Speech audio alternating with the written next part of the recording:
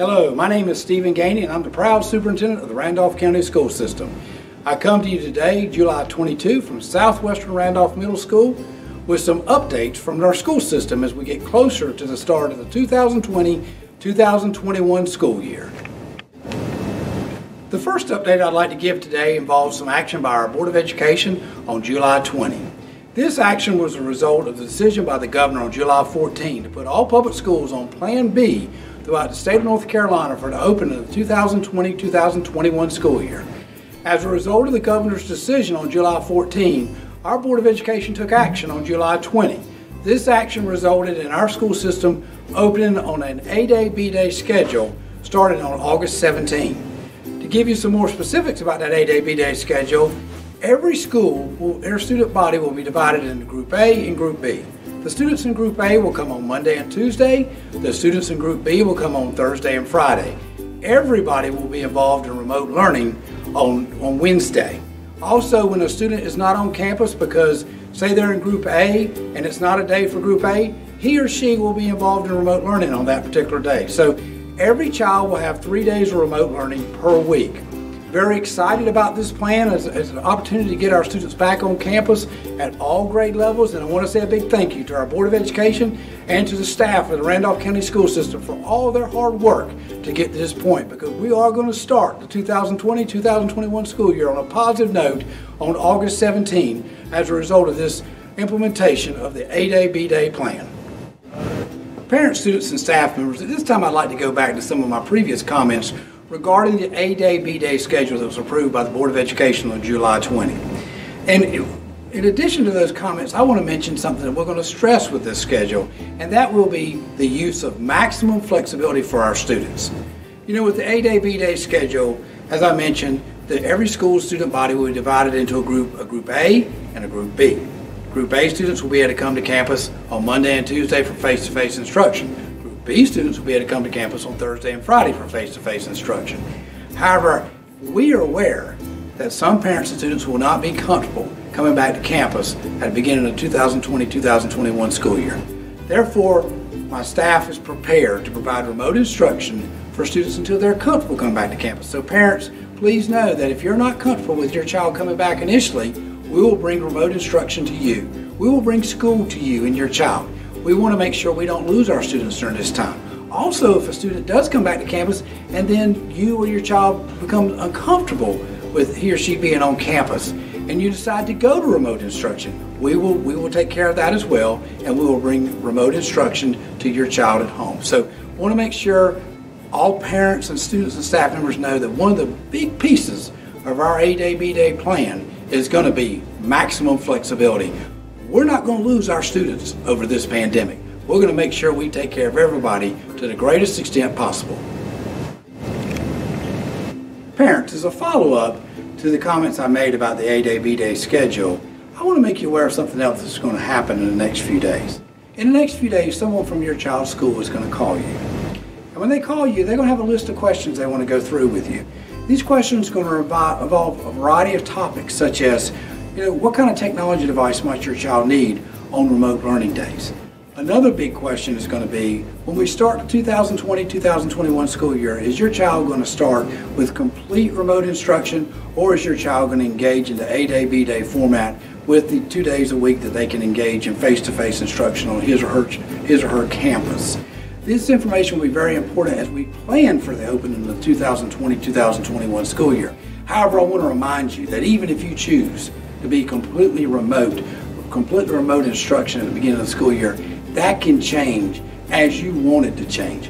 As you get comfortable and want to send your child back to campus, bring your child back to campus. Or if you choose the A-Day, B-Day schedule with the face-to-face instruction, and then you become uncomfortable because of things that may be going on with the pandemic and want to move your child back to completely remote instruction, we're fine with that. I want to go back to what I said earlier. We don't want to lose your child because of this pandemic. We highly value you as parents.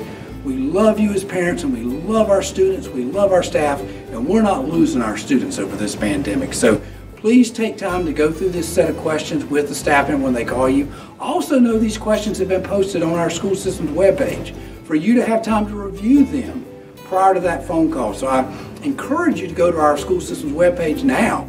Look at the questions so you know what kind of questions will be posed to you during this conversation with the staff member from your child's school.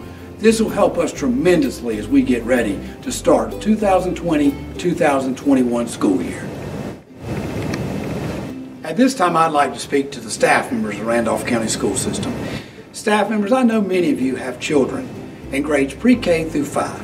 And I encourage you to go and look on the email that I sent last night and look at the different pieces to what's called the Randolph County School System Family Support Plan. That plan was put in place for you. We want to take care of your children, your younger children, so we can have you in the classrooms when we start back on August 17. When our students come back to us, we need you in the classrooms, and we're trying our best to provide some extra support for you. Parents, please know that yes, that plan does start with a priority towards our staff members. But if there are seats left over, we will certainly make them available for parents through a lottery system. And the biggest thing that makes me really proud of that plan is that no one will pay for child care with the Randolph County School System Family Support Plan. It will be free for any child that's involved in that plan. So staff members, please take time to look at the email that I sent last night to all staff throughout the school system. I know that document of the Randolph County School System Family Support Plan has also been posted on our social media outlets, but just want to make you aware of it. If you've not seen it, please check it out. If you have a child care need as a staff member, please contact the principal of your child's school. Again, this plan focuses on students who are grades pre-K through 5, and the priority will go towards staff members' children, but parents, if there are any seats left over, we will make them available to parents as well. So just want to make you aware of this resource that's being provided by the Randolph County School System. Parents, students, and staff members, at this time I'd like to go back to a concept that's been mentioned several times during this video, and that is remote instruction. If you recall, earlier in the summer, the state required every school system in North Carolina to develop a remote instruction plan. And that plan had to be submitted to the State Board of Education no later than July 20. In the plan, we had 15 standards we had to respond to, which led the plan to be very large and very difficult to read in many ways. So what staff has done since that time is gone in and developed what's called a remote instruction guide. And I want to encourage all of you to go look at the remote instruction guide. It's about 10 pages long. To me, it's a better read. It's an easier read.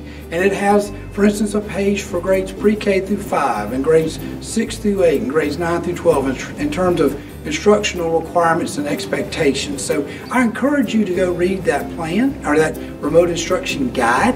Again, it is a much shorter document. It is posted on our school system's webpage, and it also has been put out on our social media outlets. So just want to draw your attention to that new document that hopefully will help be clearer in what we're planning to do in terms of remote instruction as we start the 2020-2021 school year. In closing, I'd like to make just a couple additional comments as we get closer to the start of the 2020-2021 school year. Yes, things are going to be different when we open school on August 17. They're going to have to be different than past years if we're going to get schools back open. And how long this different approach to school is going to last, who knows? But we're going to try our best to start getting our students back on campuses. And I know one topic out there has been cloth face coverings. And that is a big concern by a lot of people. What I can say about that is we're going to follow the state requirements regarding wearing cloth face coverings. And there are going to be opportunities for flexibility regarding whether to wear them or not. And we're going to use that flexibility to the greatest extent possible. So I can assure you we are monitoring that issue at the present time, and we'll continue to monitor it as changes occur in the future with regard to requirements. Another thing I want to make everybody aware of is, one of the things I've always enjoyed in all my roles in public education, whether it been as a principal or assistant superintendent and now superintendent, I've always enjoyed seeing the public, the parents, the community members visit our school campuses. I just want to say this, we love you. We appreciate what you do for our schools, your support for our schools, but things are going to be different when we start school, and I want to start preparing for you for that now. Inside the school buildings, we're going to have to limit that to staff and students early on. If we can approach this school year with a lot of safety precautions and get going in a positive direction, then we can start changing things over time. I want to just say something to you too, parents and students. I'm convinced the staff members in the Randolph County School System, they've got this. They've got this. We're going to take care of your children. We're going to have a successful 2020-2021 school year. And as I mentioned earlier, we're not going to lose your children because of this pandemic. So hang on, hang in there with us, because we've got this, and we're going to have a great 2020-2021 school year, and we're going to get past this pandemic and get back to school as we once knew it in the past.